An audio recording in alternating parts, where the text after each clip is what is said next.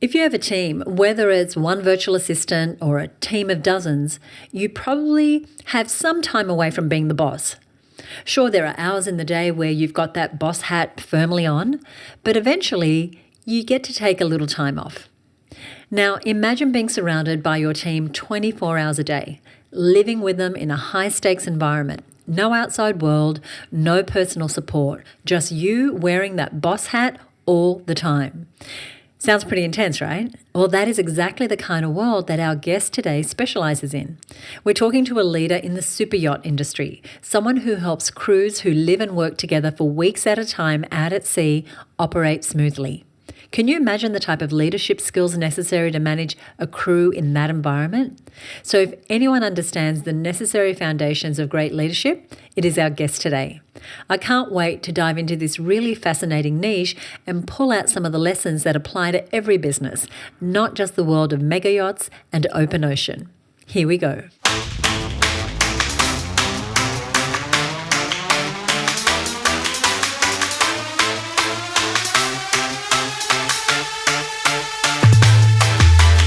Hello, and welcome to the Her Business Podcast. I'm Susie Daphnis, I'm your host and the CEO at Her Business. Now, not many people are familiar with the super yachting industry, so why have I asked a leader in that niche to join us on the podcast today? Well, because that type of high-stakes, high-intensity environment outlines with glaring accuracy just how much great leadership matters. And while you might not find yourself out at sea with your team anytime soon, our guest has some absolute gems that are applicable to your leadership style and your ability to guide your team even on land. So today, I'm thrilled to be joined by Her Business member, Karine Rayson. Karine is a globally recognized leader in the fields of mental health and leadership development within the super yacht industry. And as the director of the Crew Coach, she is reshaping how leadership is taught and practiced in her industry. With her background in organizational psychology, today she is showing us how she blends together practical and psychology-based tools with a deep understanding of team dynamics. Her processes help crews deeply understand one another and work together smoothly. And she has been featured in places like The New Yorker, The Sunday Times, Marie Claire, and I couldn't be more excited to explore what we can learn from her unique world that you can apply to your business. So let's welcome Karine to the show. Karine, hi, and welcome to the show. Thank you for having me, Susie. I'm very excited about this conversation. We're talking about leadership quite a lot right now inside of the community, and you have a truly unique type of business. Could you start by just telling us a little bit about what you do and how you got into this line of work? Sure. So I used to work in the super yacht industry myself over a decade ago and then transitioned land-based, ended up working for the Department of Justice, New South Wales in maximum security prisons and realized the parallels between prison and the super yacht industry and thought, let me do some research. I did a business degree along with already having my psychology, organizational psychology and counseling degrees. And the research showed the same problems existed as I was in the industry as crew, and predominantly around mental health, lack of mental health support, I would say, and toxic leadership or leaders not knowing how to lead. So using my knowledge, I went back to the industry to solve those exact problems. So good. How fascinating. Fascinating. And I imagine in that time, well, specifically in the yachting world, you've worked with high-performance teams. We'll come back and talk more about the psychology part of what you do, but you've worked with high-performing teams and probably some not so high-performing. What do you think are the biggest things that differentiate, a really high-performing team from one that isn't, that would be relevant to the small business owners who are listening? I would say seamless collaboration. I think that is the epitome of a high-performing team where there's transparency, open communication. You don't feel intimidated by feedback, whether it's receiving or delivering feedback.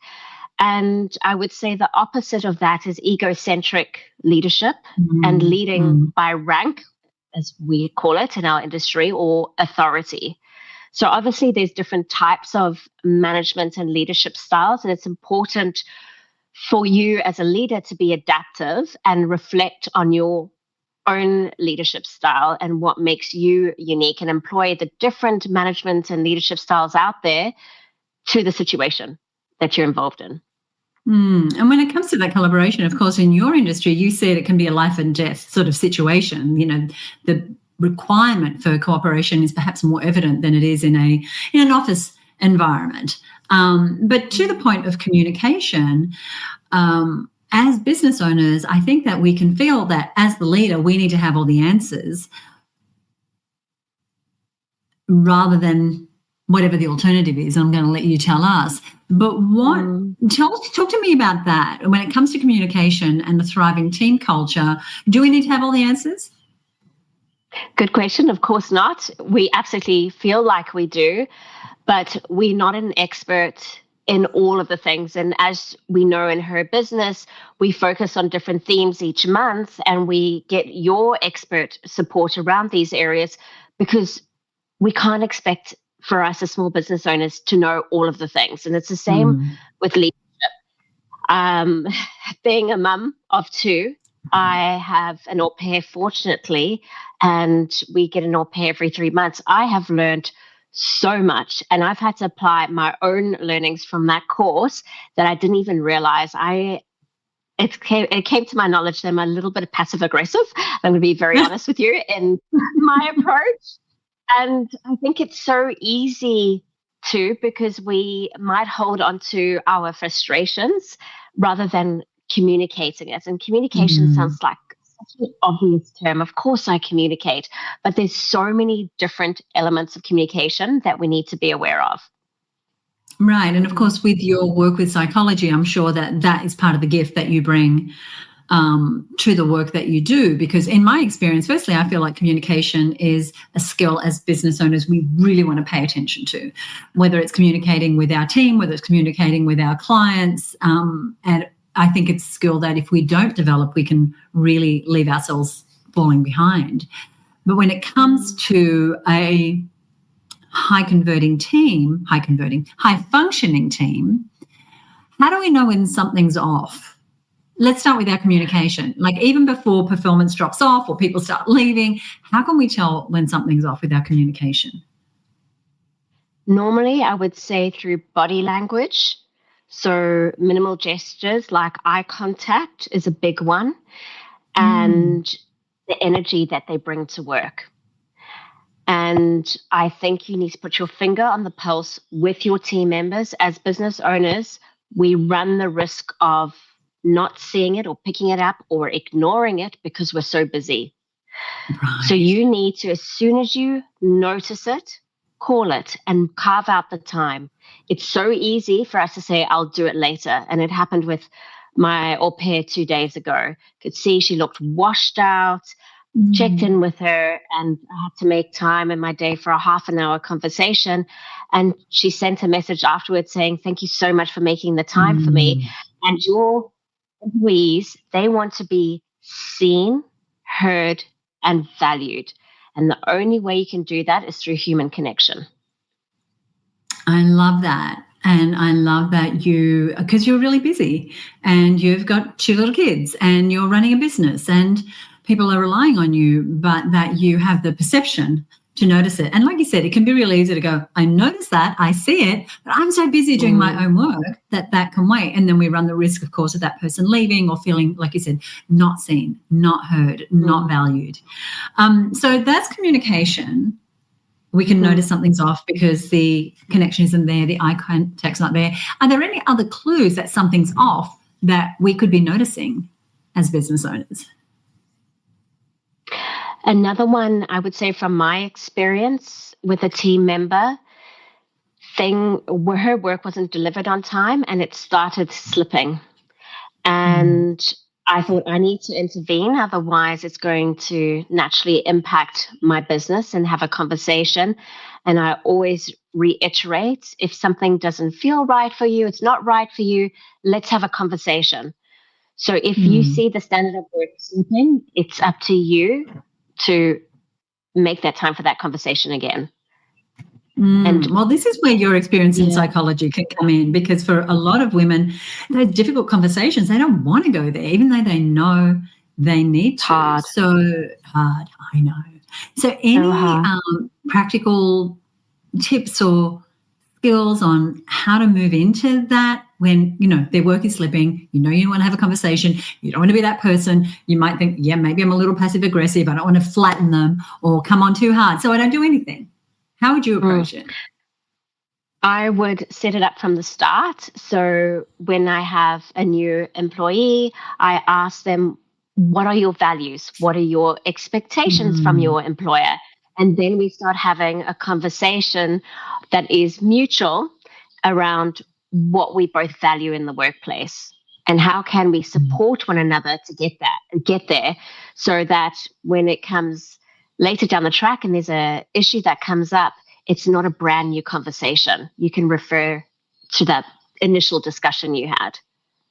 That is so important. I'm very big on onboarding and communication, and not just throwing people in at the deep end. So what you've just said there is a great thing. As you're listening, if you have a little checklist of things you do, really setting up those expectations and letting people know how you work and knowing their values and how they might like to be communicated with.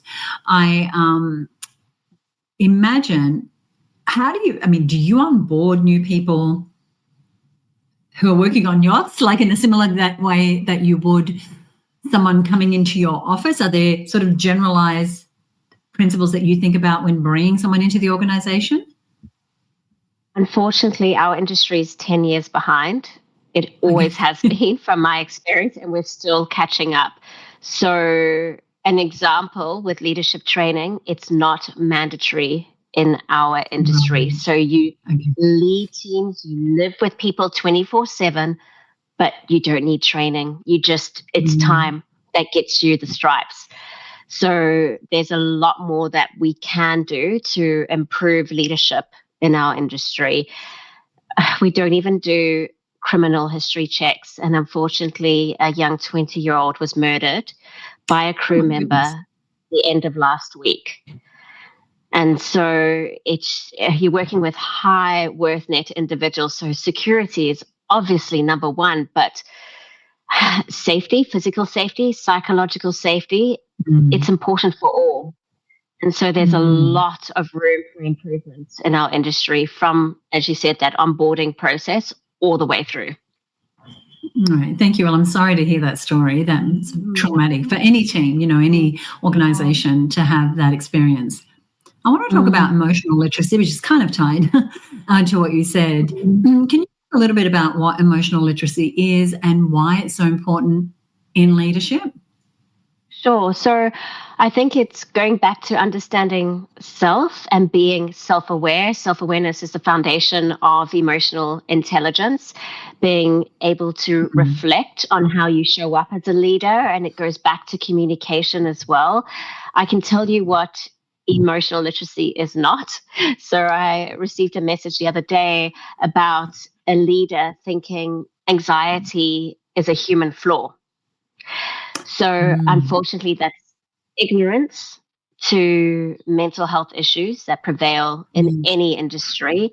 And my father's business owner, and he's noticed it a lot also with the younger generation coming through into the workplace. And I think our generation, Susie, we just follow this mentality. We get on with it. You've got a job to do, you get it done. The younger generation need a different type of support.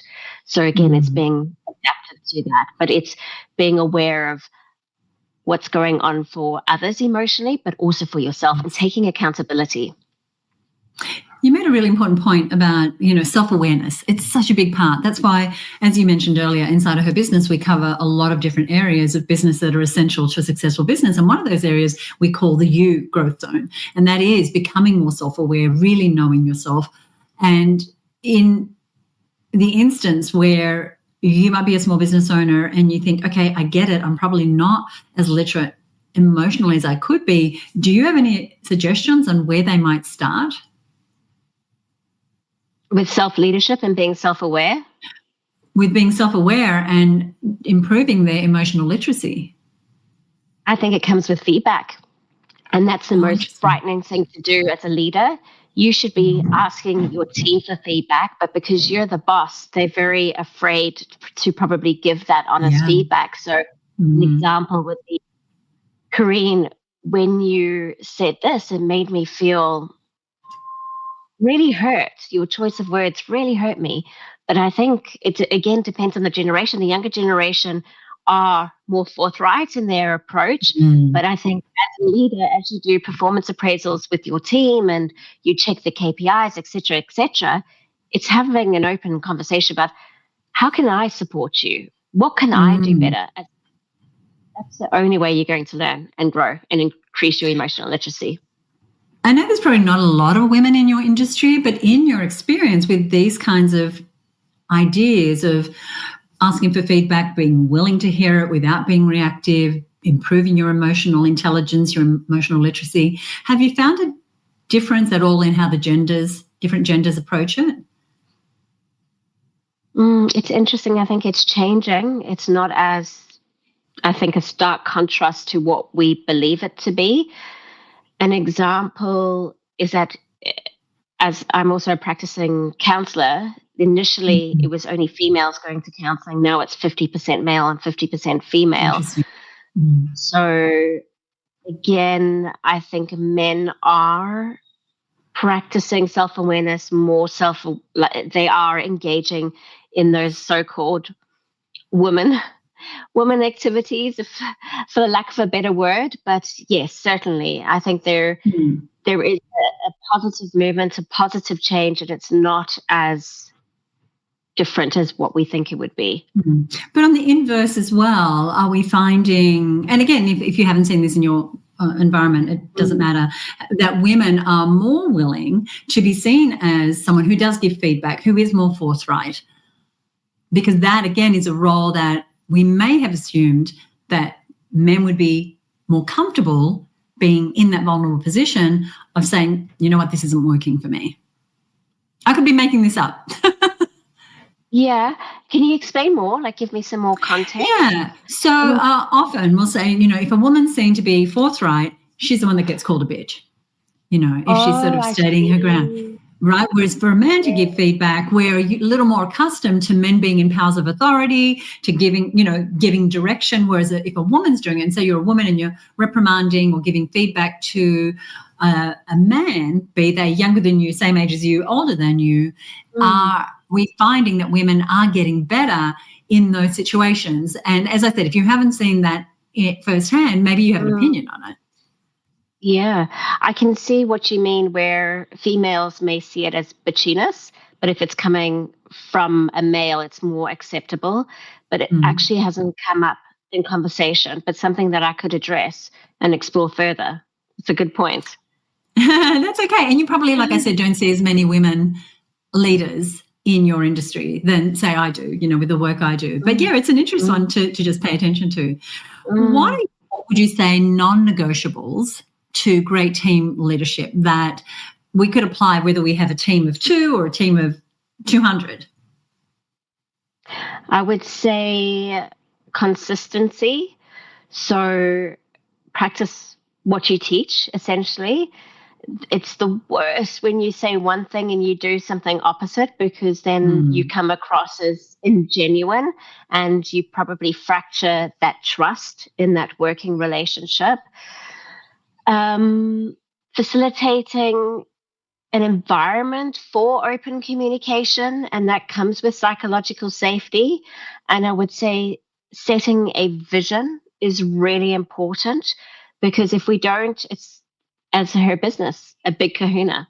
Like, it's the same thing. You need to set that vision so that you can support and direct and channel the right behaviors to lead to the ultimate goal. So that comes with also building culture, and culture is made up of values and those behaviors. So it's supporting that I think is really going to transform how your team operates. So we spoke about collaboration, seamless collaboration, and getting to the ultimate goal. Now, your audience, as I mentioned, it's a very high stakes environment, lots of money involved, lots of high net worth individuals, as you mentioned. big deal, a big deal. Can you tell us, from the wonderful work that you've been doing with crews, changes that you've helped people implement that have really showed up then in how they performed out at sea? Is there a story you can share with us? Yeah. I think it's the change in concept of leadership, especially with men. So as you described, with men, it might be top, bottom direction. This is what I need you to do, more authoritative style of leadership. In the advanced leadership course, we teach you how to be a facilitator, and you know very well what that entails. So again, it's stepping back, it's allowing your team to have the discussion, and you create those boundaries and safe space for them to be able to open up freely.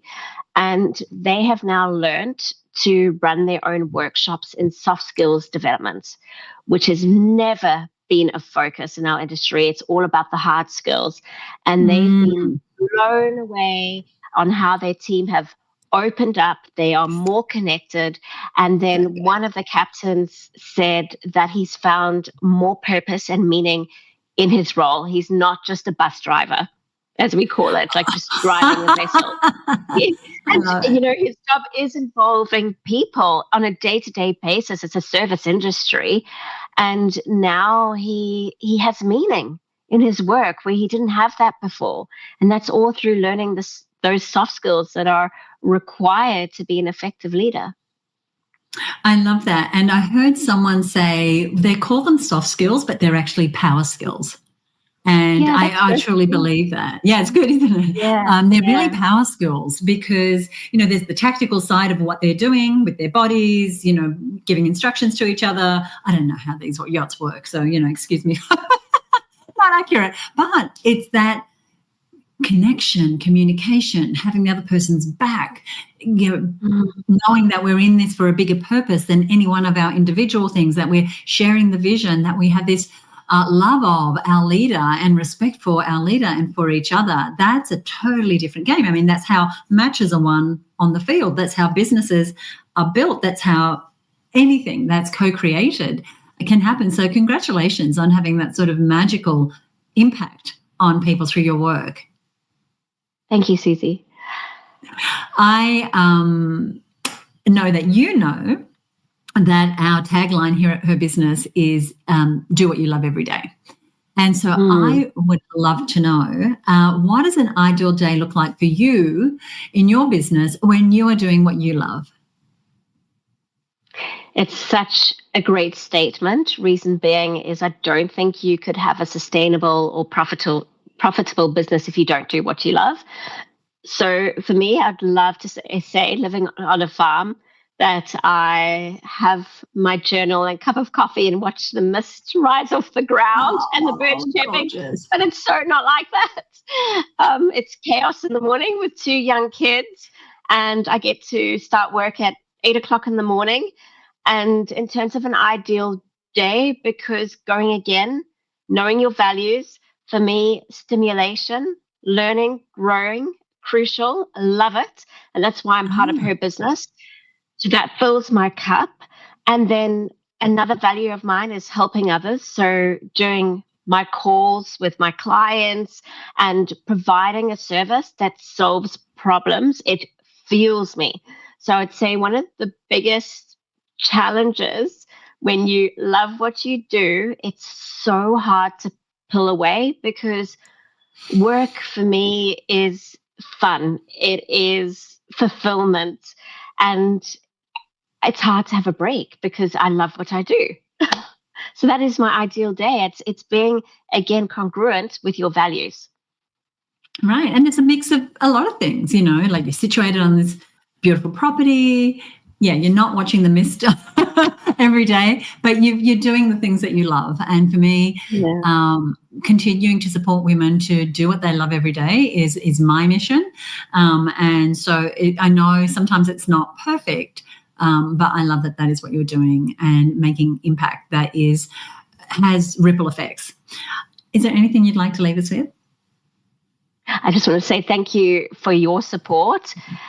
through her business and all the resources that you offer entrepreneurs, because it's not an easy journey. And as we said before, we don't know all the answers. So to have your platform is absolutely incredible. And I encourage others to reach out to you and explore what you have to offer. So thank you so much, Susie. Thank you. Thank you so much for joining me. I loved having this conversation with Karine, not only because she's one of our members, but because I am taking away a reminder of how important it is to notice, to pay attention, because that is one of our jobs as the boss. We can so easily get swept into, oh, I'll pay attention to that later. But noticing these small shifts that Karine mentioned, the lack of eye contact, the energy changes, the slipping deadlines, they all tell us so much about how our team members are getting on and how we can better support them. And it's in those moments that a true leader shows themselves. So making time to create space, to check in, to see how someone's doing, to make sure that they're being seen, heard, and valued by you as the leader, but also by their co-workers. Now, this is a soft skill that matters so much. It's not just a high-performing team, but a team that is genuinely invested in your business because they know you care. And learning and practicing those soft skills does give you output in your business, yes, but it also creates incredible loyalty and incredible culture. And that strong foundation is so essential as you grow your business. So if you're taking anything from this episode, I hope it is to carve out some time for that connection. So how can you become a better leader? What skills might you be lacking? How emotionally literate, to use Karine's language, how emotionally literate are you? If you feel you're lacking, how can you create some time to get stronger in that area? We, right now, inside of her business, we are focused on what we call the people growth zone. So there are 8 business growth zones. Every month we focus on a different one. Every great business has all 8 growth zones working for them. And every month we give our members thousands of dollars in free resources and trainings to help them build their muscle in every particular area. So this month is all about people. That's why we have such a big focus on leadership, but also on who we're surrounding ourselves with. And so if you're looking for a place to learn and join other women business owners who are up to interesting things like Karine, we would love to have you inside the network. And you can get started right now by applying at herbusinessnetwork.com. Now I want to give a shout out that relates to an episode we did recently. It's one of our more recent but also popular episodes called What If You Followed That Hunch? The Power of Pursuing Curiosity in Your Business with Valerie Khoo.